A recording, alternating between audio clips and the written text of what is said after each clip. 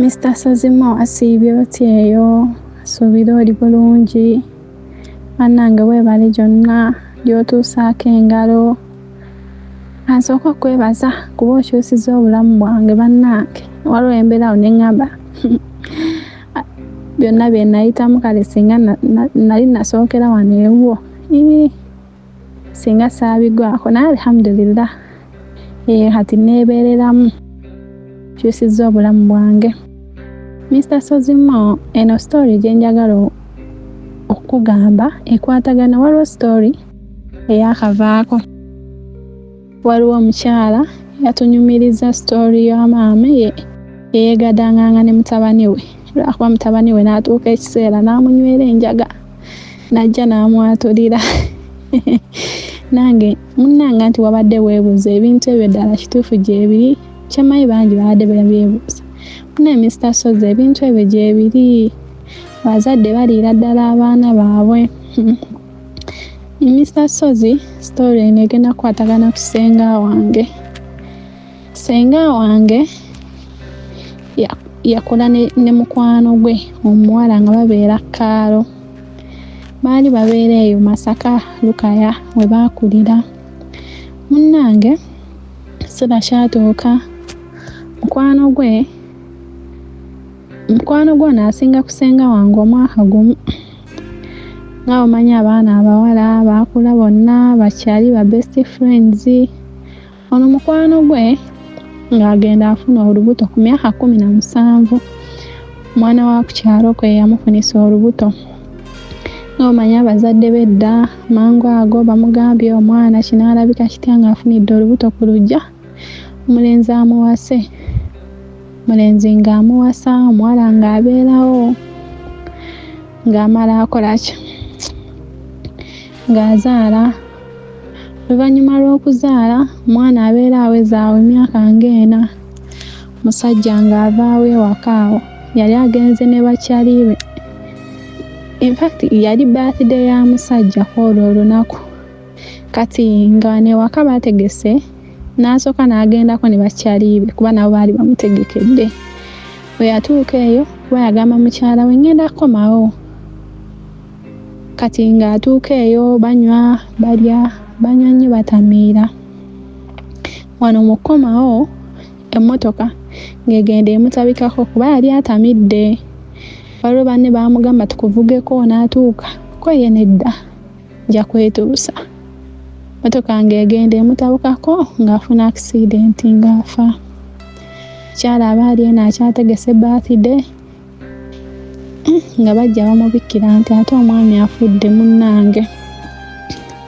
Mukyala ng'era abeerawo ng'anyolwa nga bw'omanyi kuba yali yazaala mwana muto. Kitegeera ng'abeerawo n'omwana we ow'obulenzi ng'amwekuliza. Kati mu kwekuliza omwana we baali aganye okuddamu ofumbirwa engeri gy'ali ayagala nnyo bbaawe. Laavu eyo n'asalawo agize ku mwana we. Bane munansonyiwa simanyi bintu by'okunyumya bino binsumbuwamu naye tugendera awo. Nange kasitooli mbadde siyinza kalekayo. Laavu ng'agiza ku mwana we nga ne senga wange naye waali bakyakwatagana. Senga ye ebiseera ebyo yali tannafumbirwa yali akyasoma. Ng'ono munne ye yazaala. Munne laavu ng'agiza ku mwana we ng'ayagala nnyo omwana we akula. Mwana we awezaawo emyaka 2. Nga ne senga wange nga naye yafunayo awo omusajja n'azaalayo ku abaana baabo ng'alinawo omwana we. Kati omukazi ono engeri yali ayagala ennyo omwana we baakya lunaku lumu. Bino senga wange yabinyumiza munnange. Abantu bayinza okwebuuza ebiseera ebyo nze nali sinnazaayo. Mbeera ntya nga mbimanyi mbajjira.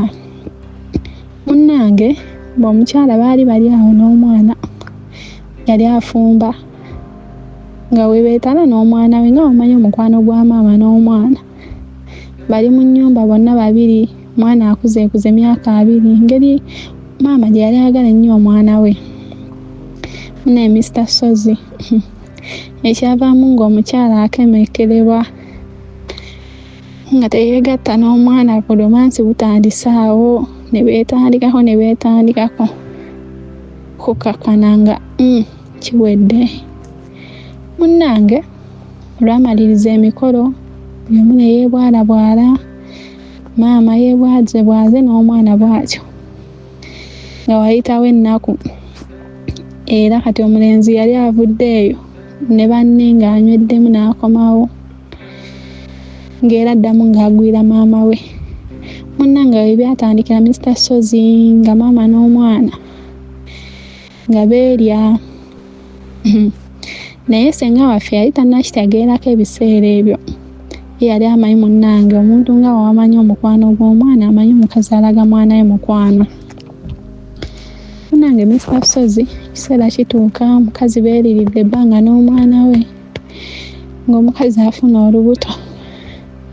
Wafuna olubuto ng'agamba mutabani we,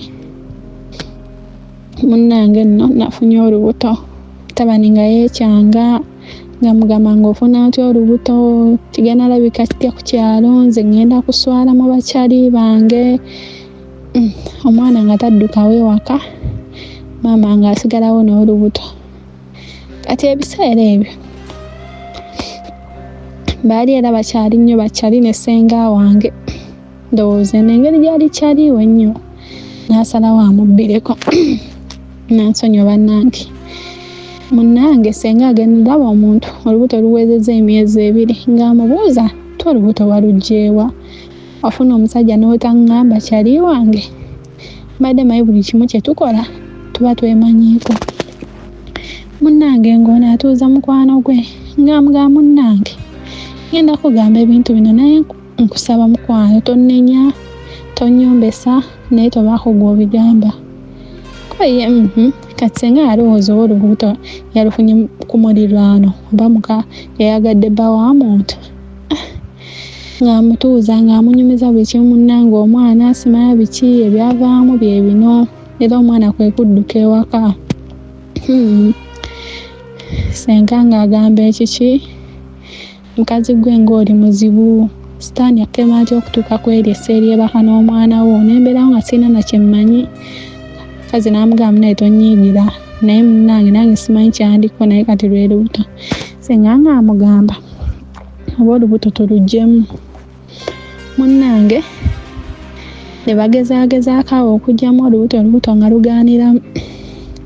Terwagaanirawo omukazi ng'asalawo azaala. Jjukira omwana yali yadduka dda. Okuzaala omwana abantu nga batandika okwegeyageya, abantu b'oku kaalo nga bagamba omuntu abadde talina musajja olubuto yaluggyeewa. Naye nga ssenga wange yabimanyi. Babeerawo abantu era tebumubulwamu bali boogera nga bagamba oyo omukazi oba yazaala mwana we ye nga takyaliwo. Kuba buli omu yali alaba nga omukwano gwe yalaganga omwana we ng'era babasuubiriza. Ng'abeerawo awo ku kyalo yawulira ebigambo bimususseeko n'asengukayo n'adda awo erukaya mu ttawuni. Okudda erukaya munnange we yasengukayo eri mu kyalo munda ne ssenga wange engeri gye baali bayawukanye n'omusajja we. Omusajja yali amuzaddemu abaana 2 naye n'amusuulawo n'afuna omukazi awo ku kyalo omulala. Ssenga nga naye ekiswalo kimususseeko okulaba nga bbaawe gwe yali ayagala ali ku muliraano na muntu mulala. Ne nadda eno ne basalawo kudda eno ne mukwano gwe mu ttawuni. Nange ng'ono azaala abeerawo n'omwana we. Kati nze nzija ntya mbimanye bino?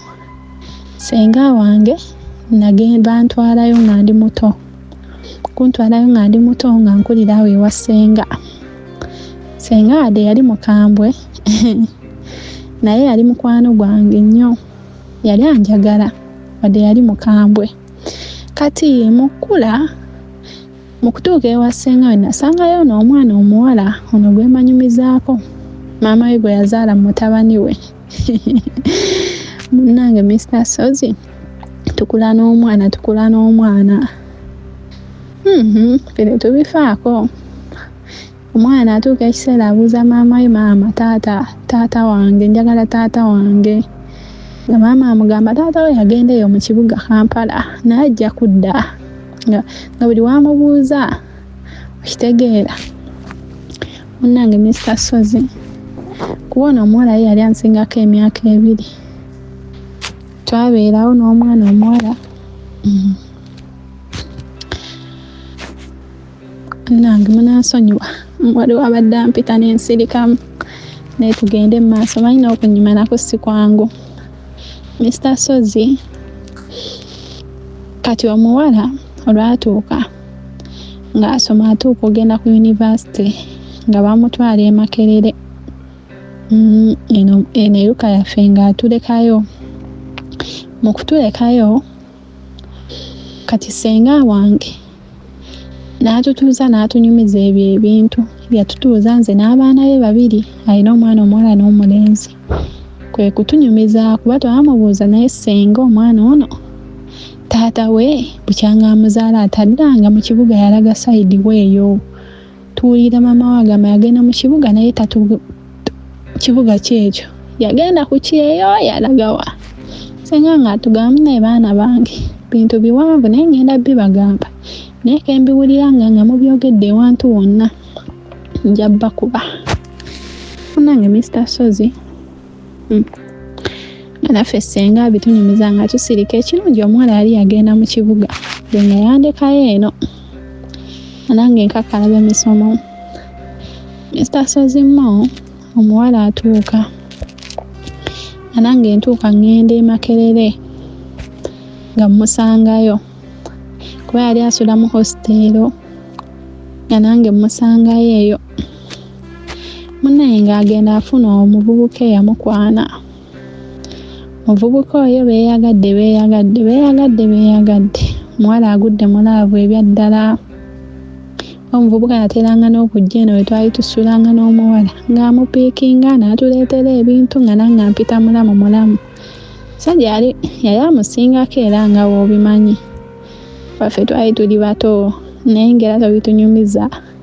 Bw'oba weetaaga ebibajje eby'omulembe Aisha Najemba Furniture Mart Banda ffe ansa tukola buli kibajje ky'omanyi ng'oggyeko coffin, tukola entebe, ebitanda, emmeeza, sideboards, TV stands, furniture w'amafumbiro nga byonna bikolebwa mu miti egyalagibwa. Ku Aisha Najemba Furniture Mart Banda okkirizibwa n'okusasula mu kibanja mpola. Okumanya ebisingawo jangu ku showroom yaffe gaggadde esangibwa Banda opposite n'ekipande kya Nabisunsa Girls oba yogera ne Hajat Aisha ku noti 7 noti 5 nkaga mwemo 9 noti 3. Aisha Najemba Furniture Mart Banda abeesubwa mu nsika ya furniture.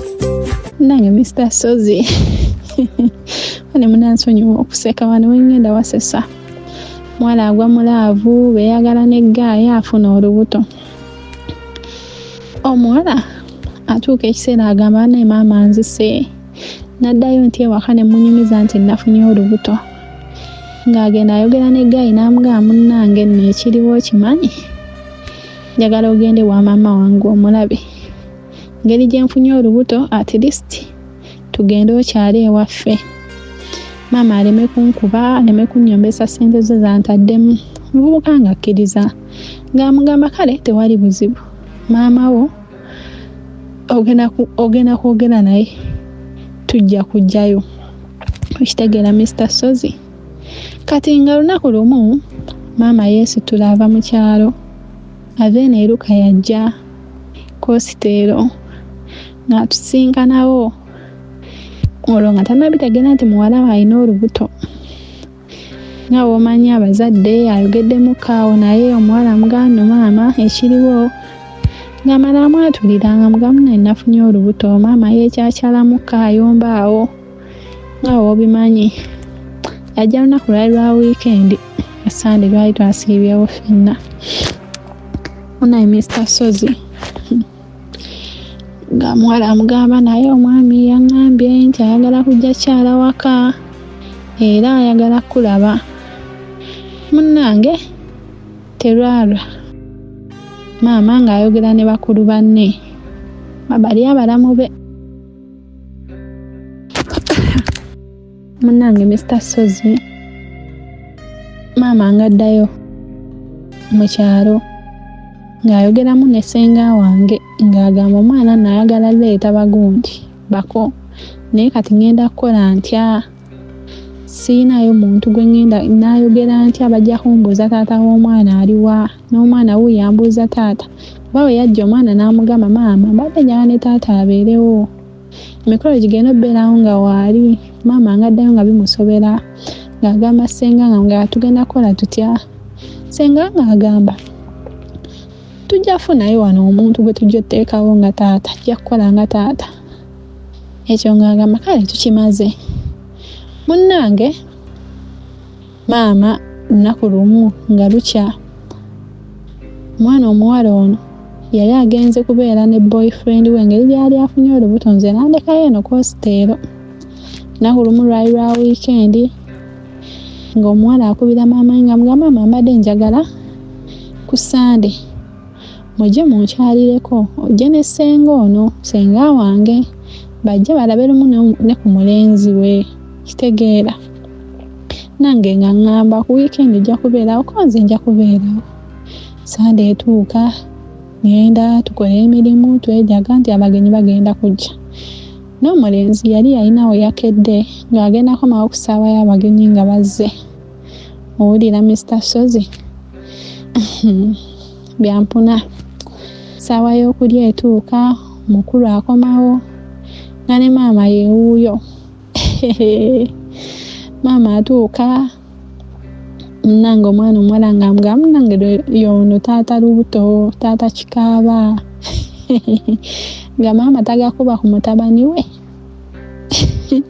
Gamba nti ye Mr. Sozi nga maama amaaso agakuba ku mutabani we. Nga basooka beekanga, buli omu nga yeekanga. Omutabani ng'abuuza ate gwe kiki ky'okimye wano, ko maama ate gwe okola ki wano. Munnange ng'omwana agamba omutabani munnange ne maama wange, ng'agamba ne maama maama y'ono bba wange taata lubuto. Ho nga maama gamubuguma, nga ne ssenga gamubuguma, nga nange ndi awo nze sinnabitegeera. Ndaba ssenga yeebuzaabuza, maama yeebuzaabuza, ngamba bali ku kibano. Jjukira nze taata w'omwana twali tetwabalabako, ffe twali tetunnazaalibwa, omulenzi we yaviira ku gundi we yaddukira. Jjukira ono omuwala nsingako emyaka 2.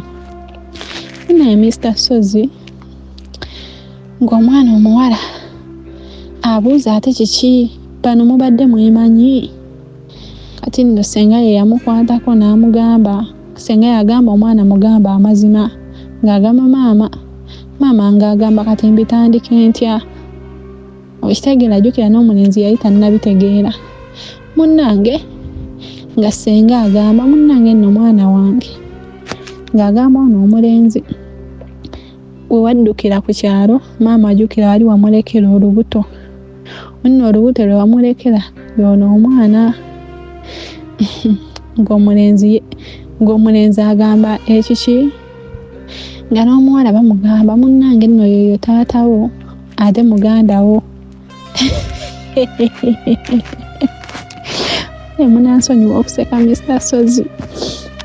Munnange omuwala ng'agamba ate nga bijja bitya, maama ng'amugamba ne mwana wange bulijjo mbuuza taatawo naye nakola amawano, biki ebyaliwo byebyo ebyavaamu.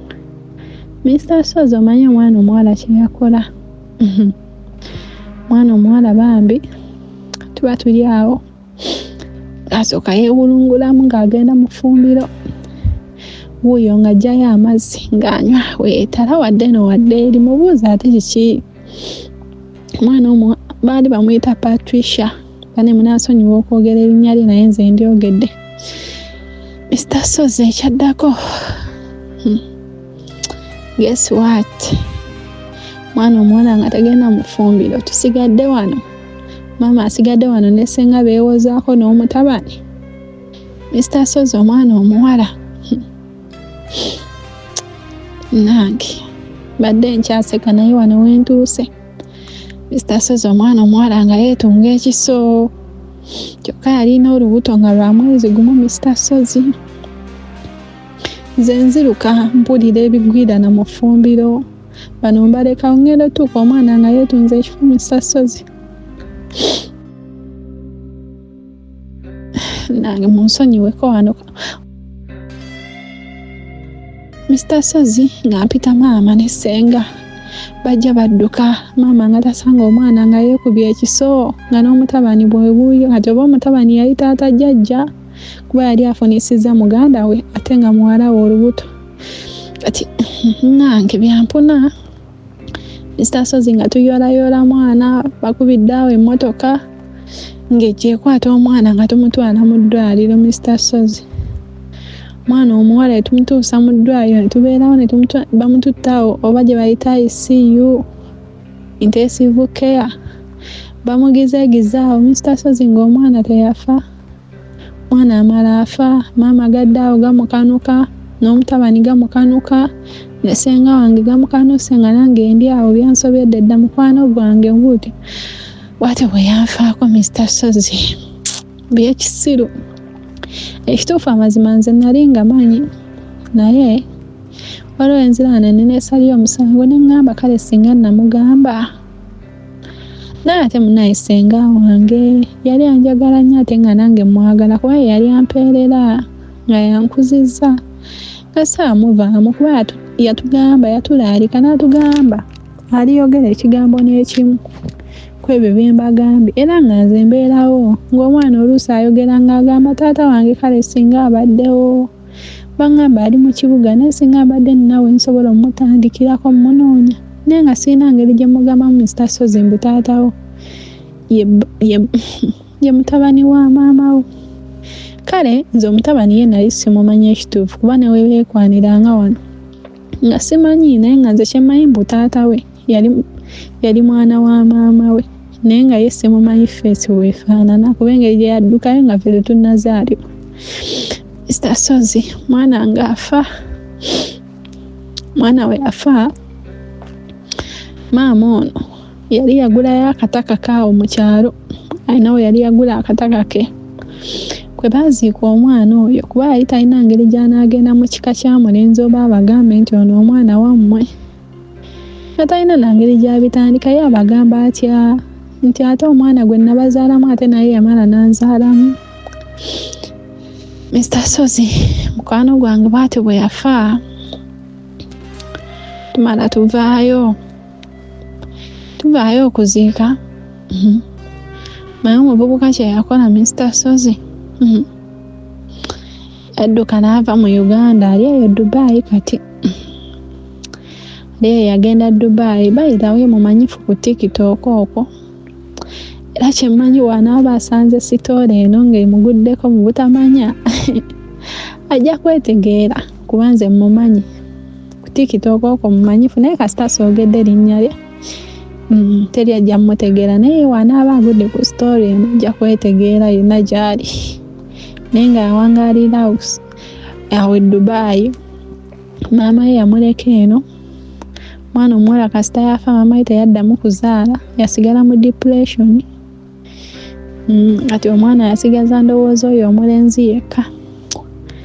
Eyo story yange Mr. Sozi naye kigindeesezza kasita nawulidde mwana muwala nga tuleeteddeyo omwana eya maama n'omwana abeeri omwana n'amala n'amunywera ekiti najja mane munansonyiwa okuseka bya nnaku naye nze nakaabakaaba dda nembikwa Mr. Sozi naye awo badde nzize pa confirminga mwenna abeebuuza ne mugamba kisoboka kitya abazadde beebakira ddala ku baana baabwe Mr. Sozi ng'oggyeko incidents ezibadde nga tuwuliriza bataata nga beebase ku baana ne Mr. Sozi n'abamaama nabo babikola era g'oba oli eyo nga maama wo tannakikola bamaama gye bali abaseegu. Amazima amatuufu waliwo olumu lw'essinenya abawuliriza oba bafollowinga stories zino abatuuka okulowooza nti ebintu bino si bituufu. Kati mb'oyagala nkuwe n'amanyi ogende ku TikTok olaba omuntu oyo. Nabagamba nti ebeera story emu ezuukusa stories ezaagala okuzifaanana nnyingi. Tujja kuba tukyali awo nga waliwo n'avaayo ng'agamba nti nzize kwongereza ku oyo okukakasa nti ebintu bino gyebiri. Njagala bategeeza nti omukutu guno naguteekawo abantu okujja okwogera ebitambula mu bulamu bwaffe ebimu ebitakkirizika nti gyebiri. So we are not here to force you to believe. Tugenda okujja wano nga tukulaga ebigenda mu maaso mu bulamu bw'abantu ebirabika nga tebikkirizika naye nga bisigala ebituufu biba bituufu. Kyenva gamba nti you don't need to die with your story. Come and share it to the world. Eri abantu ababadde wano oba onokkiriziganya nange nti ku mukutu guno twongedde okuzuula nti yes, abasajja tuli babi, abasajja bazibu nnyo, naye tukizudde nnyo nti n'abakazi tebatudde. Mukigenderedde wamazzi atambula nange okitegedde ekyo. Twalinga tukomplaininga ku bannazaala bassezaala, naye ogenda n'owulira obulamu bw'omwana ng'anyumya ng'ate akulaga nti bwe yasisinkana nnazaala we maama w'omulenzi ate n'asisinkana omuntu amuleetera emirembe akamwenyumwenyu oba okuwummula, nga bw'akunyumiza nnazaala we n'akunyumiza ne maama wa muzaala ng'owuniikira n'ogamba nti Katonda yabikola atya. Kati ono nnazaala lwaki si yamuzaala? Ono ate maama wa muzaala n'aba nga yandibadde nnazaala, kubanga abantu balina mentality nti bannazaala babeera babi. Tubirabye ku mukutu guno nti waliyo bamaama ababi, waliyo bataata ababi, waliyo bajjajja ababi, basenga ababi, ba brother ba sister ababi, ba husband ba wife ababi. Kyokka tuwuliddeyo abalungi. Njagala okkirize nti Katonda asobola okutuwa ekisanze naawe oba oliawo ne tubalwako mu abo abali kalekaleko. Abatuukiridde bayinza okubula naye abali kalekaleko ekyo ekisa Katonda yakigaba nga tukiyaayaanidde nga tukikowodde ne tutarelaxinga ne tufuba naye nga yakulembeddemu era nga yatusobozesa nga ye buwanguzi bwenkomeredde. Munnange bino ebintu bibeerayo. Owulira bw'oti n'ogamba nange, is that a movie? Ate bw'ojjukira nti ne movies era babeera inspired okusinziira ku daily happenings mu bulamu bwaffe obwa bulijjo, then you relax. Wano walibuuza nti what's the movie title? Naye nga bihappeninga mu bulamu bw'abantu abyogedde bya mu Uganda wano Masaka. N'agamba nti omuntu ali Dubai olwaleero gwe twogere. Kale nno mbagamba nti gye bujja eddalu lyakwongera okubeerawo, abantu bakyayongera nnyo mu malwaliro ag'abatabufu b'omutwe, butabika beetaaga gaziya nakukolawo branches. Abantu bajja kwongera okugwa eddalu. Nabagamba waliwo ebintu bye tujja okukola ng'abazadde ojja obikola nga gwe gaayi. After effects ziyinza obutabeera effective nnyo ku ggwe, naye munnange mu mulembe oguddako ogw'abaana bo babazzukulu temubeeranga kaawo ne muwulira ekintu oba ensasagge eguddewo mu kika ne bagamba ekintu kino kimaze ne kibeerawo, ne bakirelatinga n'ekintu ekyaliwo emyaka 2, 3, 4 emabega. Omwana ono yatwalira ddala omuze gwa gundi. Abaana okwetirimbula nze mbadde mbyogera nti biri mu 2, 3, 2, 4, 2, 5 kakati tubiwuliranga bino bizze bibeerawo. Tetumanya bumanya nti bulijjo oba oliawo social media mabega tebyali nnyo that active, twalinga ku mainstream media where we love to wait. Twalabanga agataliiko nfuufu ne tusasamala, kati byafuuka nnomo. Are you aware? Kati si stories nyingi zibayinza okukuwa ezikukanga ennyo ng'olabye ku mawulire, kubanga buli kimu kumpi ogenza okiraba. Byeyuula bweyibuzi nti eno ebadde iPhone 17, eno simanya mini, simanya eno Pro, eno Pro Max. Wamaka nkutwale mu story endala naye nga bwe nkujjukiza Dembelio Properties and Associates. Tulina estate ensanji ku Masaka Road, Bujuko Mitina Road, Jeza Mitina Road, Wakiso Hoima Road, ngate munnange naawe ayayana okubeerako n'ataano. Ngate munnange naawe ayayana okubeerako wakiri n'ataano ku ataano gyenzikiriza nti ejja kumala okusinziira ku busobozi bwo $5,600,000 nga weeri wali legit ng'oli kushuwa. Madamu Dembelio ensonga ezaziggusa. Baklanti baffe aba Dembelio Properties tubabuuzaako mwenna mwebale gyonna gye mutuusaako engalo. Kakati tukomyewo nate tulina baklanti baffe bulijjo abatugamba bannange mutunda byapa byokka ffe twagala kugula ku mmwe tulina abatunda ebibanja tubiwulira naffe twagalayo abalina ssente zaffe ntono ezitandikirwako si ntono buli ssente emala naye kale buli omu ayina oba obusobozi bwe nga waliwo abagamba obusobozi bwange bukoma wano bumiliyoni na miliyoni 5 na miliyoni 6 naffe mutuyizeeyo newe kiba kibanja newe bandagaano tubaleetedde estate empya ndowooza mugiraba etandika na kkubo lya kyalo ekkubo lirino neighborhood mugiraba byonna tugenda balaga neighborhood mulabe tetwayagadde gisenda nnyo kuba twagala tubagulizeemu ebintu ebimu gwosobola okuba ebitooke obyetaaze osobola okubeera gwe ng'ogamba omuti gwange ogwaffene mugulekeemu so twagiresenga bweri nti buli omu paatiyo ekirimu kyotwala gwasalawo nti nzaa saagalamu muwogo gwasalawo nti nedda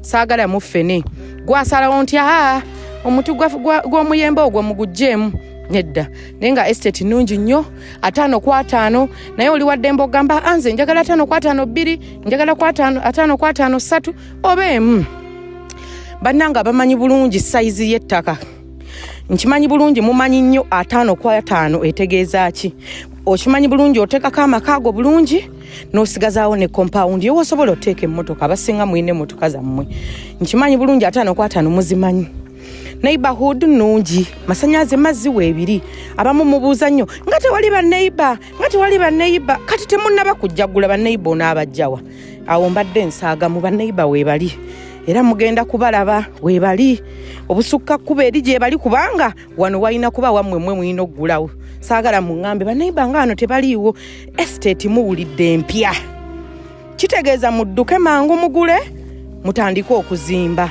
ndagaano 5/5 ku miliyoni okutandikira ddala ku miliyoni 5 n'okwambuka so woba omanyi mu nsawo yoweza miliyoni 5 tunoonyeeko neighborhood tugenda gibalaga yonna weeri yonna mulaba amayumba so mutukubireko ku namba zaffe mamma nga oziyitawo tubeerawo ku office zaffe okuva Monday paka Saturday esimu zaffe nga bulijjo 0752110514 onoonyaako nkubirako bane ku WhatsApp abasinga ogamba nakoleza message oluddewo okuddamu kati saawa zino nzuuno mbanoonyeza birungi so estate yaffe gye mbadde mbanyonyolako empya ey'endagaano 5/5 abategera bulungi Mityana Road abasinga mu mpita Maama Mityana Road okusinga ono ye twamwekwata kakati ojja Kiwawo kyamira Kiwawo ku muzikiti nojja kilomita ziri 2.5 okuva ku main amasannyalaze n'amazzi tugenda bibalaga amasannyalaze tugenda gabalaga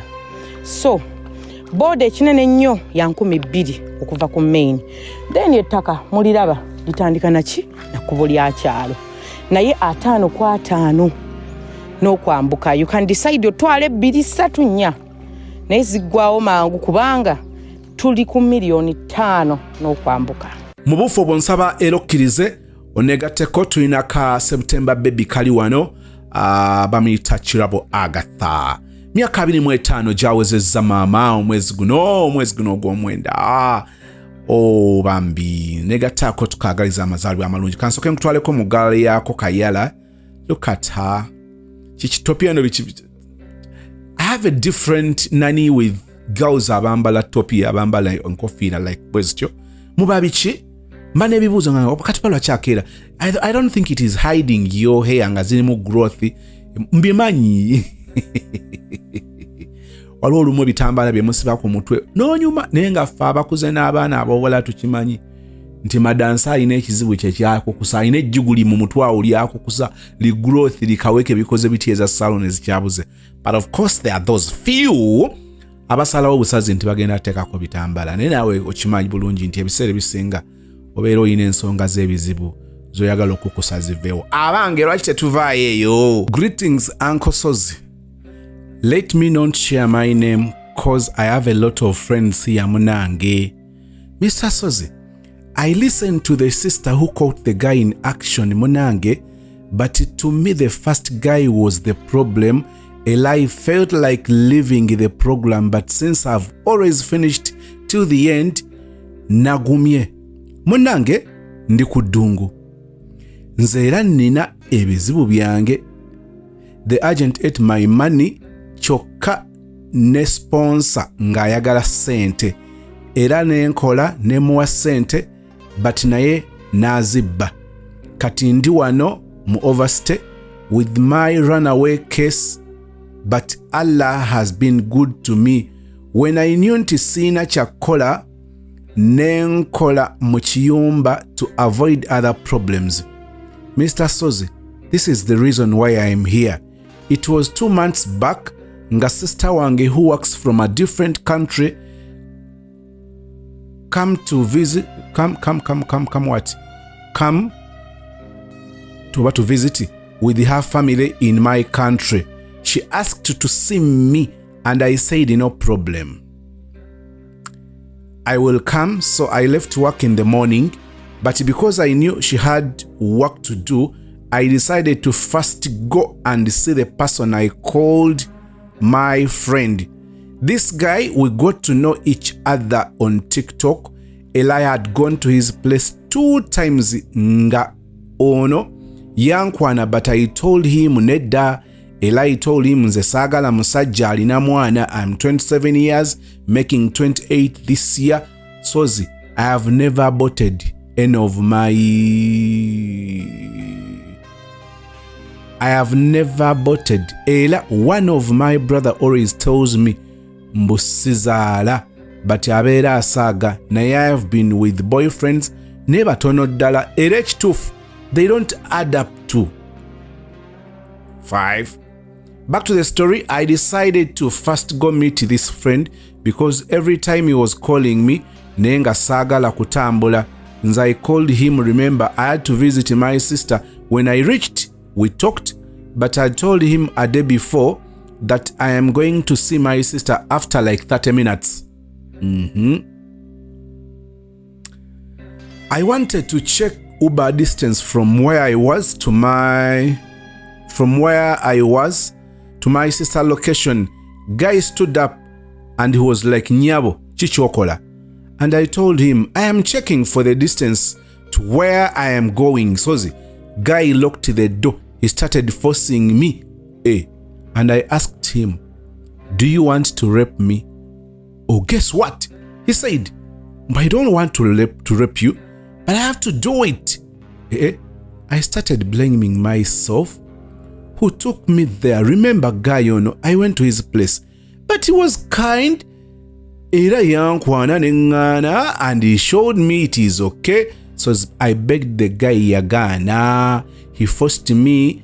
Nze sitegera. He did everything in Ankara. After some time, I told him mvako chokanga. I was happy. Nga was I love you. Na Ankara. I cleaned myself. I didn't go to the washroom. I booked Uber mpaka ku mall, which is near my workplace. I asked for the pills with the confident explaining to the male doctor. He gave me all the tabs I needed.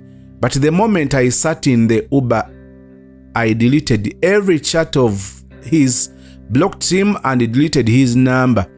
Okumanya samumeni tebaswala yavaayo ng'aseka ng'ambuuza mbu lwaki I'm not talking to him. Mr. Sozi ng'anfa obusungu. He tried to inbox using other number nga I blocked them all. So he called me using other number nga still aseka era nga he asked me era nga he wants to send me stuff. I told him ndeka nvaako because I remember everything he did to me. Sozi nachawa abasajja abasoga. Oh, sorry, yali omubambi. Don't generalize it. He was one sogi, and those are not the acts, those are not the mpisa of basoga.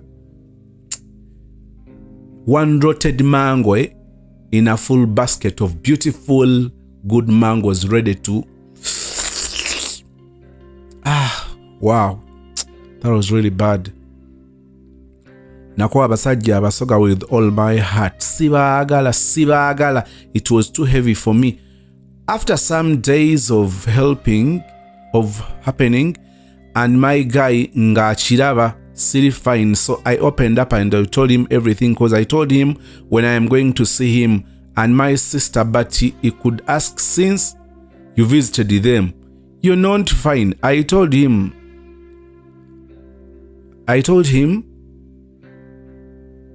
sorry guys, sorry.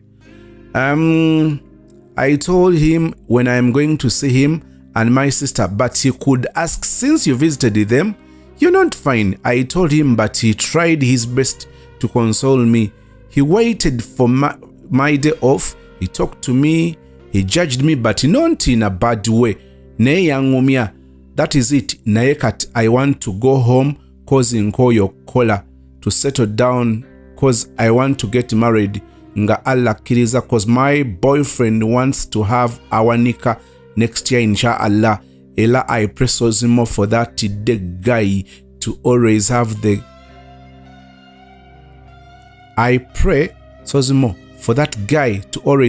the guilty of what he did to me until his last breath. Wallahi.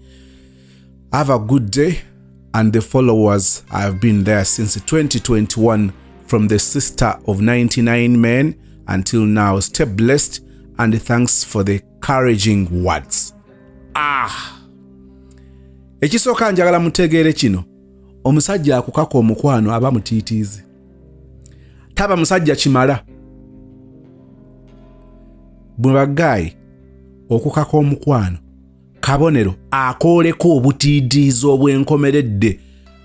Kalaga nti oli kakyere nnyo mwana oba wadoogo nnyo atasobola confrontinga mukazi okukasukewo layini ez'akatawi olage ebikolwa eby'okufaayo ebikolwa eby'omusajja obuvunaanyizibwa n'oyagala obeere sseduvutto ajja okujja oyagala okutwala ebyobwerere. Man, ekintu ekyo kijja kuhontinga nga weetunuulira buli kaseera nga tojjudde.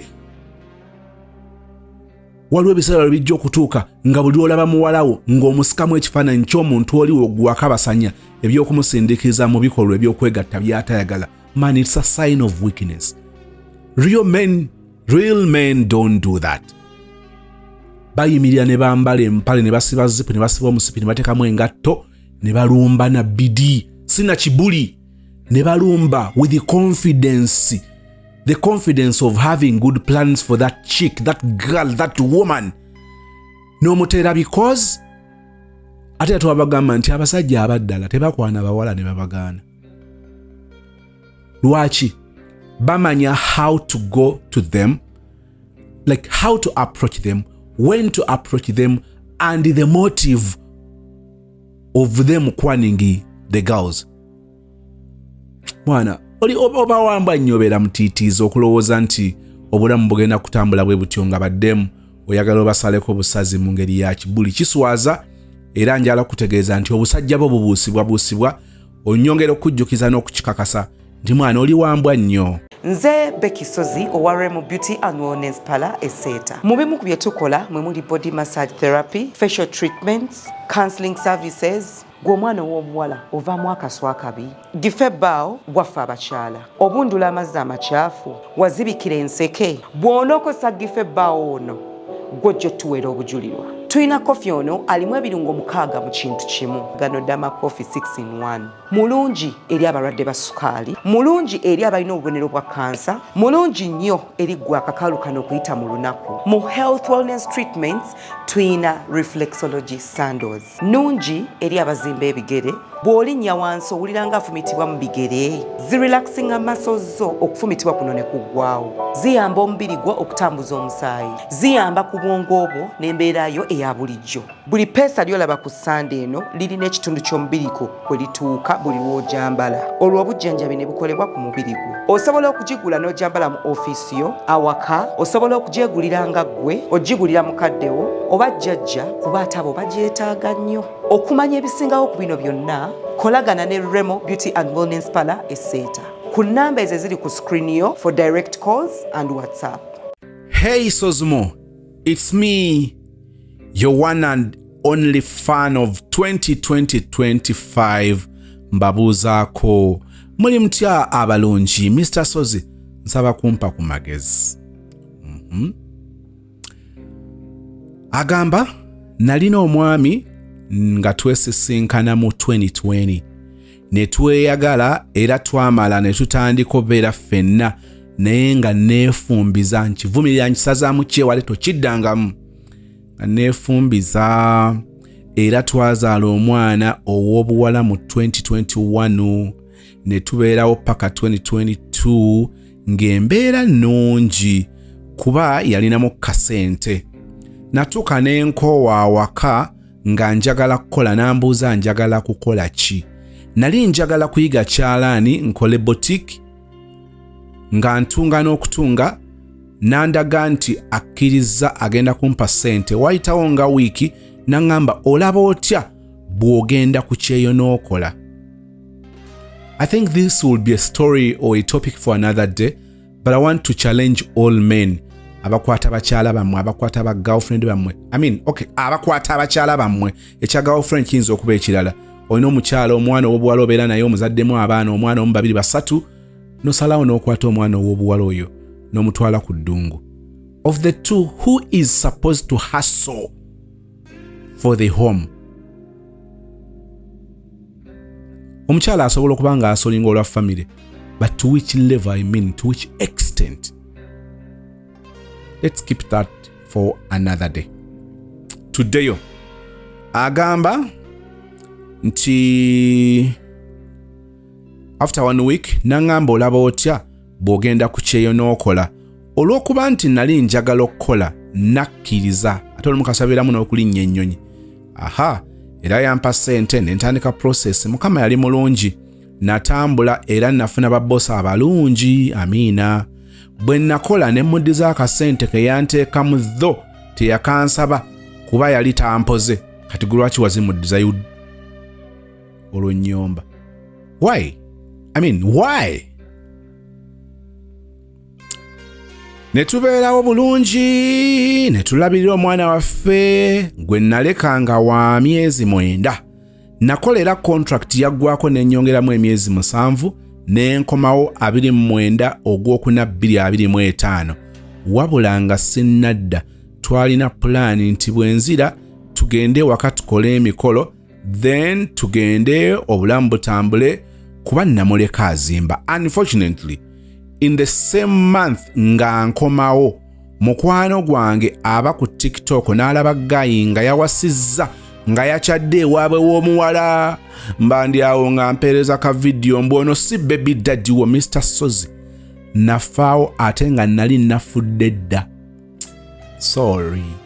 Lwaki sisooka ne nkutegeeza ku nsonga zino? Nze Masi owa Masi's Quality Beddings esangibwa Nansana ku masitowa. Mwebale twesiga, mwebale tuwalira. Ku Masi's Quality Beddings tutunda eby'omu kisenge eby'enjawulo ng'amasuuka, ironing boards, tutunda curtains, tutunda bed covers, tutunda door mats, tutunda amatawelo, tutunda pillows, tutunda wardrobes ez'omu kisenge, night wears, air furnitures, ebitebe by'omukka, emifaliso egy'omukka, carpets tuziina, byonna eby'omu kisenge ffe abadiiringa nabyo. Masi's Quality Beddings esangibwa Nansana ku masitowa opposite stage y'ekyebando makati ga Cheap Hardware ne Shell Petrol Station. Enamba y'essimu erine ku WhatsApp eri 0708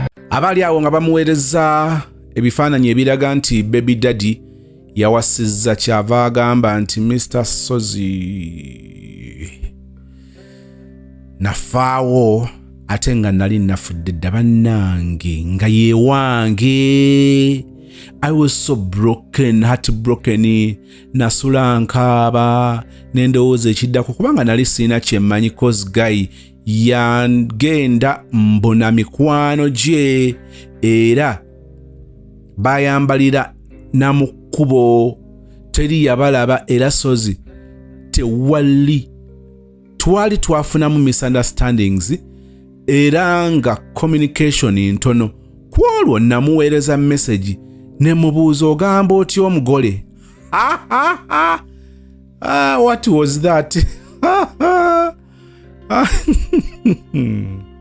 Kikoba nange ogamba otya omugole? Nanziramu mbu omugole omwana.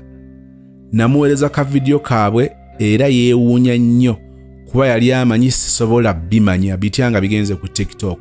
Omukulu n'atandika okwetonda, mbu nakola ensobi, omwana afuna olubuto, ekirimba ekya buli kaseera eky'ekisiru. Omwana afuna olubuto, kwe kumuwasa, naye nsaba onsonyiwe, yeetonda bingi era n'ansuubiza bingi, ne nali mpuliranga mmenyese nnyo. Wiiki 2 bwe zaggwako, n'akomawo ewaka era yasigala neetondera, n'ansuubiza. Lindako mbadde manyi nti yawasanga okyali ku ddungu. Yawasa okomyewo ng'oli wano Kyaddondo. N'akomawo ewaka era yasigala neetondera, n'ansuubiza emikolo n'ennyumba mbu nnondeko gye njagala, agizze mu mannya gange, ampe n'omulimu, angatte, n'ensooka n'empalira.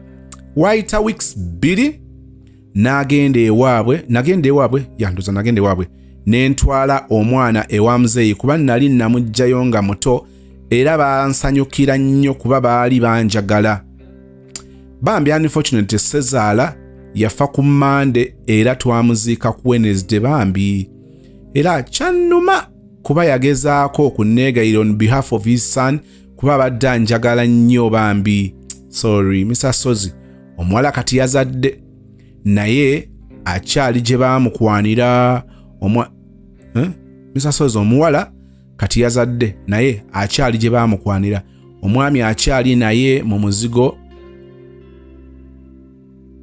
akyali banange munsonyiwe, naye akyali mu muzigo mwe namuleka. N'ennyumba yaggwa era yaggwa ne teriimu muntu, mbwayagala nnondeko emu gye njagala ndowooza alyoke awe n'oli. Omwami wange nali mwagala, though nanyiigamu, naye kati it's almost 5 months nga nkomyewo naye siina muntu, ne bankwana mpulira nga sikyasobola byakwagala. Ndowooza nnyinza n'okufuna omulala naye nankola kye kimu nga ndina muzigo, mpuliranga oba nakkiriza n'ensaba.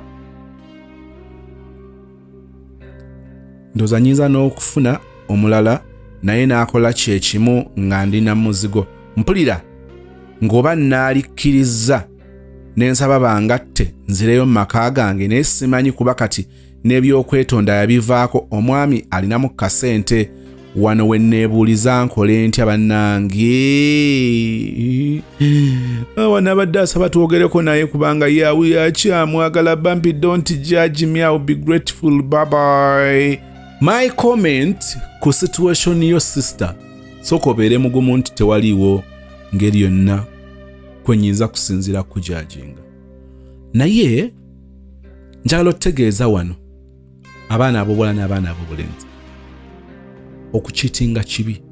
Kiruma nnyo okukwatira bbaawo mu bwenzi, okukwatira mukazi wo mu bwenzi. Naye njagala bagamba ebigambo bino ebiruma. Ogenda nyiiga ne tolina kyakikoya, ngenda kyogera nga bwe kiri. Si buli kukitinga nti kuteekeddwa okuliidinga ku kwawukana n'omuntu. Can I tell you something? Waliyo amaka mangi abasajja nga bakwatidde bakazi baabwe mu bwenzi, abaana ab'obulenzi nga bakwatidde ba girlfriend baabwe mu bwenzi, and those relationships are still floating. Zikyaseeyeeya bwe ziti. Va ku kubanga kitengejja nti awagamye ali awo mpewo gyeza jadda. Nga zifloatinga bulungi, ziseeyeeya. Ndowooza okufloatinga mu Luganda kwali badde kuseeyeeya, nga zikyaseeyeeya bulungi. Abaana ab'obuwala bangi bakwatidde baggayi baabwe, basajja baabwe mu bwenzi, abamu ne bazaalayo n'abaana. And when you look at those marriages or relationships, man, bakyaliwo.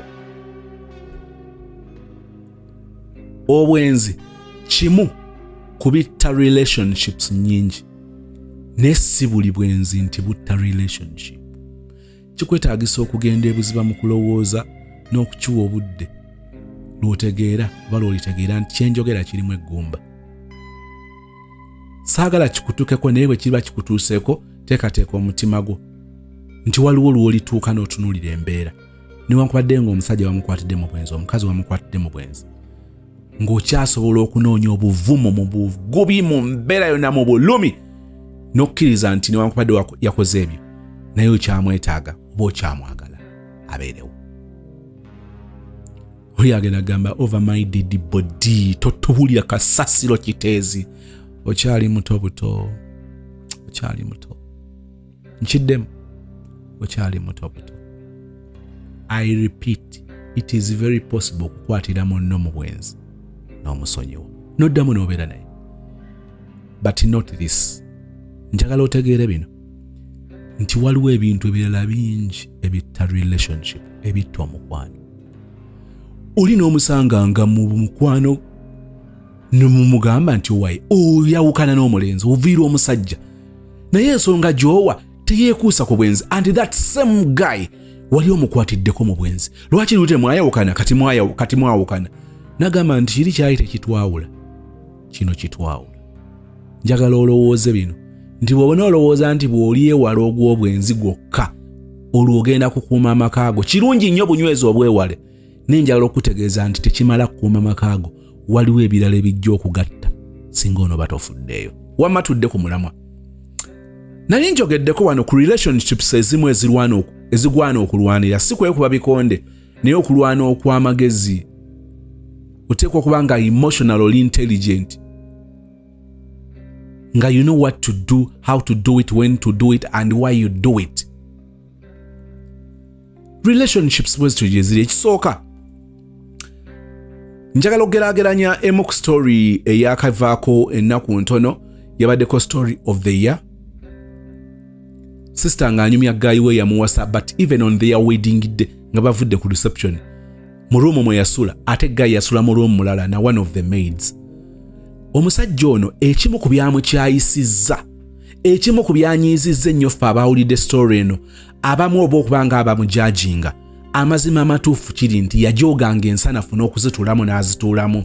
Sijja kwerabira situation mukazi bwe yali oba agenze mu kyalo ng'onaagamba ayina cousin sister gwe yaleseewo. Of course guy yali alaga nti yaleseewo cousin sister we. Oli bw'agenda mu kyalo agenda okukomawo, bibyatuka teyasula teyalwayo, n'akomawo n'amusanga ono n'omukazi mu nnyumba. Oli n'amukakkanako n'amukuba nti lwaki okomyewo ng'ate waŋŋambye tojja kudda. Ekyo kye kyamukubya. Mujjukira nti kumpi yamala wiiki nnamba mu ddwaliro obanga ali mu kkoma, ng'omusajja yamukubye. Kati ezo z'engeri ezimu, era njagala bategeeza omukazi oyo bw'oba onoonyereza ekiyinza okuba nga kibaawudde si bwenzi, bujoozi.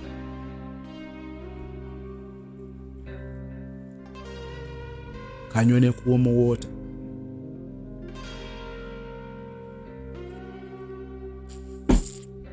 Ekiyinza okumutama n'agamba nti nze ekyannobyewo ekyamuntamya si bwenzi, ekyamuntamya bujoozi kunkuba bakazi. Ne mukwatira mu nsobi ate ne yeekangabiriza nankikinalako nankuba. Oyawudde ebigambo ebibiri. Oba otegedde nakawagga nalumaga waabwe, otegedde gyengezaako okujjayo. Obwenzi buyinza obutatta bufumbo bwo, obwenzi buyinza obutakukyaya mukazi naye tasobola kugumiikiriza kumujooga n'ogattako n'obwenzi. Oyenda n'okujooga n'ojooga. Agenda okulengera ebifaananyi by'omuntu omu ku social media nga biraga nti ali mu nnyumba, ali mu buliri, agenda okutunulira amasuuka, agenda okutunulira ku kitanda, these bedside lamps or lights nga zezewuwe, agenda okutunula luusi ne night gown, bannange nga kyekyo kyennyini, n'abikubuuza n'otandika okuvuya, n'agenda ku bifaananyi ebirala byonna nga bikakasa, ebimu nga bya muddiiro, in the background nga gamba nti omanyi eyo art piece eyo si yaffe. Kyogamba nti buli kimu ne kiba nga kiri mu ruumu y'omuwala oyo nga bwe kiri ewaffe. Finally paka lwe bivaayo ne bizuuka. N'agamba nti onjooze. Butuufu ayiriini awo oba onjooze. Kati ogezaako okuntegeera. Njagala kuwumbira bino nga mbikugattira. Tutunuulira omuntu ono bwe yeeyisizza olw'ekikolwa ky'aba yakoze. Yeeyisizza atya ku kyo. Ategedde nti kyakkosa. Mu kutegeera nti kyakkosa atutte mutawaana ki? Munnange ezo ze zimu ku circumstances ze tutunuulira. Ebyo bye tutunuulira tugamba nti yes, ekikolwa kino kyabaddewo. Yeeyisizza atya ku kyo? Awo wali omulamwa. walule tugamba nti your relationship mugezeeko okwogera bw'obanga olina terms z'olaba nga asobola okuzigyamu, then oba oli awo muwa omukisa omulala. Tokikaka nnyo ku kiddusa nnyo buli kimu kibeerenga ekiryoke nti tewali kyali kibaddewo, naye tokugamba nti osobola okukiwa second thought than just okugenda n'otandika relationship endala gy'otali sure oba oli awo owunziko ogitandikidde na mu busungu. Bwe tutunuulira ebyo, omusaana gw'odduka gwaka awantu wangi, enkuba giweewala ey'akawangi. Musana gwe gwawukana, oyinza otuuka eri ng'eno odduse musana ogenda otuuka eri nga nkuba, n'olowooza nti kati nga bw'eri nkuba ogenda bibeeramu, n'otuuka enkuba nekkalubiriza, obulamu bwe butyo busoomoza. I am not generalizing it. I mean, I am not calling it normal shit. Not at all. Naye njagala kugamba kiri tutunuulire one under which circumstance and what was the reaction after the action. I don't think into relationship eyo gye nandi kugambye nti musajja goba embwa akasasira no. Yongera okifumiitirizeeko. Kati wano olumu bagambira better the devil you know than the angel you don't see. It was always green on the other side. You might think life will be better without him and think it will go from worse to worse. Sikugamba kutolerating a nonsense. I have talked about your terms. Of course, yalina byateeka ku meza. Tubiweyinga tugamba kigwa. Thank you so much for watching. Nsabe emirembe gya Katonda gikubeere. Byonna bye twogeddeko